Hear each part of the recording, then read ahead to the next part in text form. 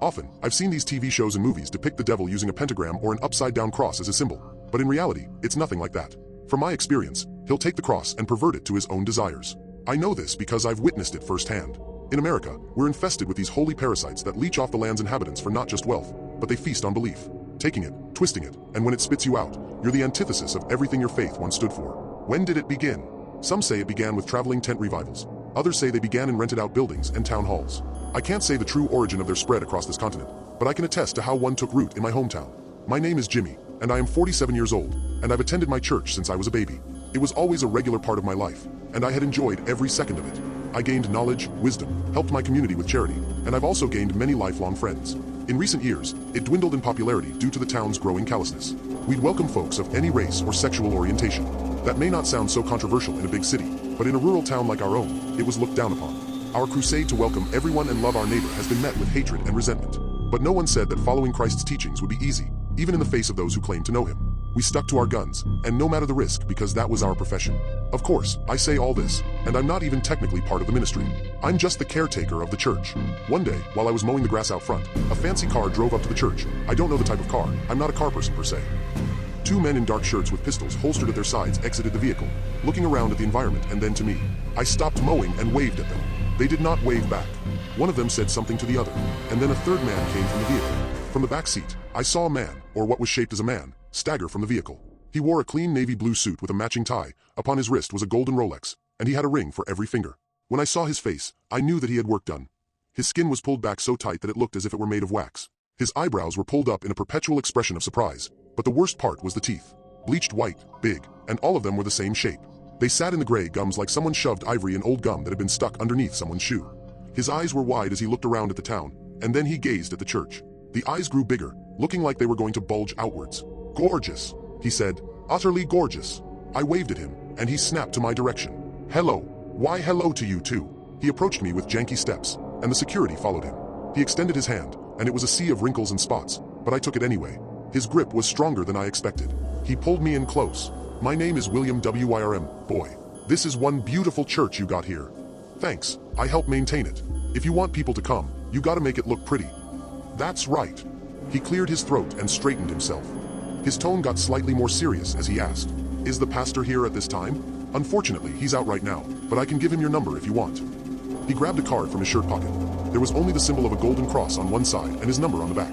After he gave it to me, he looked at our church again and sighed. He walked up to the side of it, feeling the old brick and admiring the stained glass windows. "How old is it?" "I think we're celebrating 125 years this Easter, I believe." He turned to me and smiled, his stretched face working against his expression. He nodded and then asked, "What's the inside like?" "I'd love to see it." I had this dark feeling in my gut. It wasn't just his appearance, but there was a menace behind his words that I couldn't describe. I wanted to tell him, no so badly, but who was I to turn down this man? So I let him and his men in to look around. He looked at the floors and ceiling of our sanctuary, which was plain but elegant in its simplicity. It was made for endurance, not decadence. "What woods is this, boy?" He spat. "American chestnut, I believe. A lot of the older ones usually are." He mumbled. I asked, "Say again." "Oh, I was just saying it's a very fine wood. Shame they don't make them anymore." "Sure. Well, I've seen all I wanted. I guess I'll linger until Sunday. Get to introducing myself personally." And then he was gone, drove back to whatever hotel he was renting nearby, and I didn't see him again until Sunday morning. I gave our pastor his card, and he said he'd look into it another time. That Sunday, I saw him sitting in the back pews. He was the first to enter the church. As our regulars walked in, they were met with a scowling stare from the man in the back. Behind his eyes were malice and judgment, all without saying a single word. Once everyone was in, church began, songs were sung, and the lesson was taught. Everyone talked afterwards to each other, but WYRM just sat back there, just watching, and waiting for everyone to clear out. I didn't like him, but I couldn't say that in a church. This was a place to welcome, not to expel. Yet, maybe it was best if I had. Once the last person was out, our pastor, let's call him Ted, for the sake of anonymity, walked to the back and talked with WYRM. And for the first time all morning, he smiled and flashed his grotesquely fake grin. Ted had said, "Jimmy tells me that you was here to talk with me, is that right?" "Oh yes, son. It's just a little proposition. May we talk in your office?" He hesitated, but steadied himself with a professional demeanor. "Of course. Need me to fix anything to drink?" "I'll just have tea, thank you." Now, one of my biggest sins is that I'm nosy. I get into people's business, and I gossip, but perhaps it was an unintentional blessing considering how things turned out. The security system we installed has only a few cameras around the church, and there was one installed in Ted's office. I can access them on my laptop, so I went into the men's bathroom and put in my earphones to listen to the conversation. It started out harmless, chatting about the church's history and about how pretty it stayed after all these years. Then the conversation turned to theology, and it turned ugly. WYRM and Ted traded blows with scripture. Ted was for the inclusion and brotherhood of Christ, while WYRM said that he polluted the blood of God's army. This went on for so long that I almost thought of shutting down the laptop and calling it a day. But then, out of the blue, WYRM says, "You've got a small flock, Ted. Are you going to pander to the select few sinners who don't change their nature? These vile demons that infest our faith with their so-called progressive ways? You're not saving them, you're enabling them. Cast them out, and a new flock will come." I thought Ted, the strong man of faith I knew, would shut this shit down and tell him to leave, but he just sat there, looking defeated and staring into his cup of tea. He mumbled out, I try to turn the other cheek. That time is over. That weak passage has enabled so many to take advantage of our faith. I'll tell you what we need." He balled up his old, wrinkled hand into a white-knuckled fist. This is the only thing that folks listen to now. I'm not a violent man. Neither am I. But these sheep, our flock, they can be.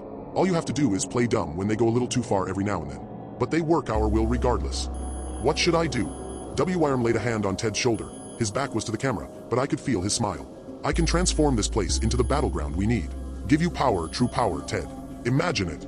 Rows and rows of seats, giant speakers blasting your voice directly into their souls, and everything you need at your disposal. Everything and anything you'd want. Ted looked up with fascinated eyes. They were wet with tears. What do I need to do? Nothing special. You just need to pledge loyalty to my company, and we'll get started immediately. How?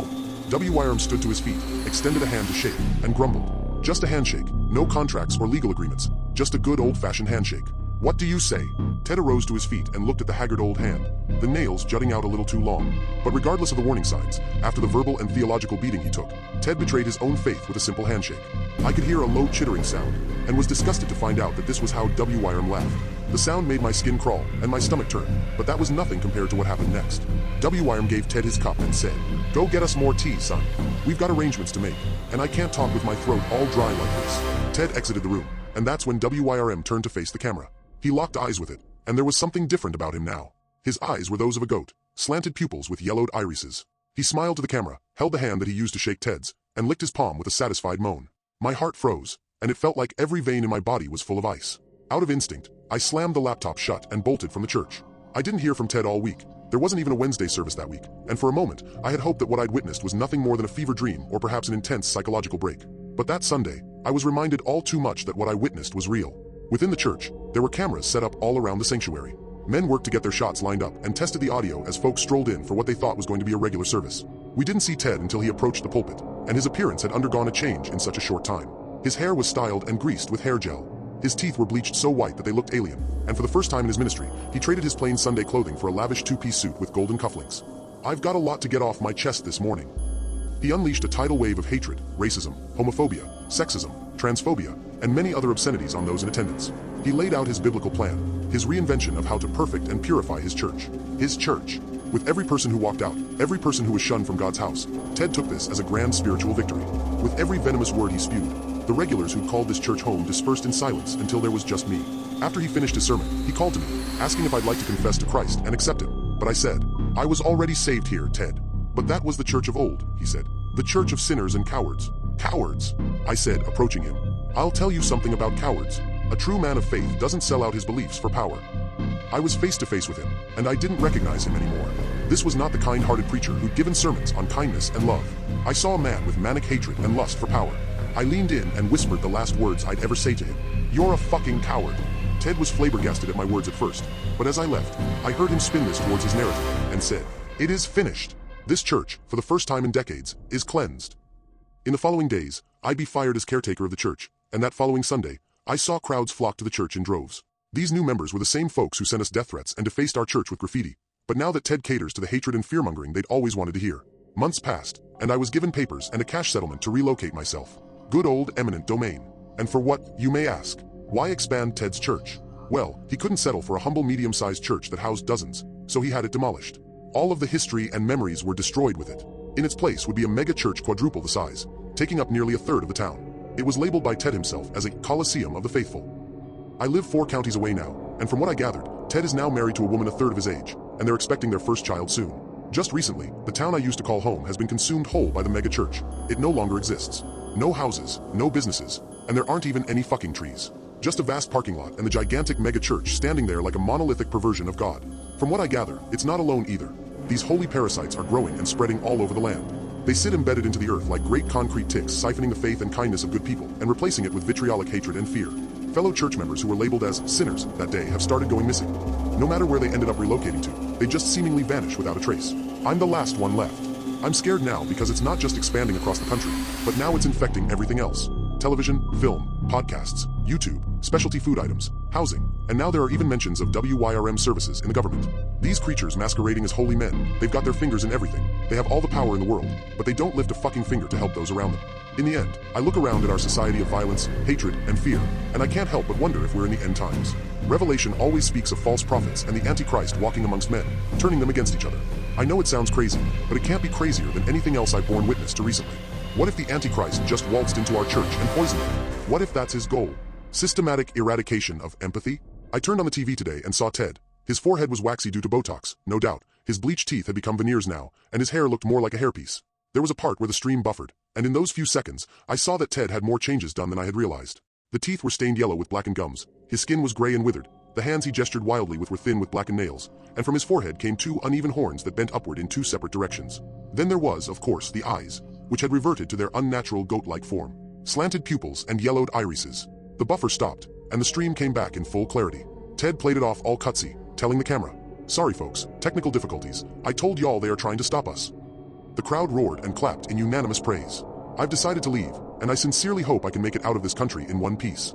I hope that writing all of this down changes something, but I don't know anymore. I've saved up my money and plan to move to Ireland. Evidently, I had family there, and I guess that's enough for me. My home is gone, my town is gone, the church friends are gone, but my faith remains. Maybe that's all I need.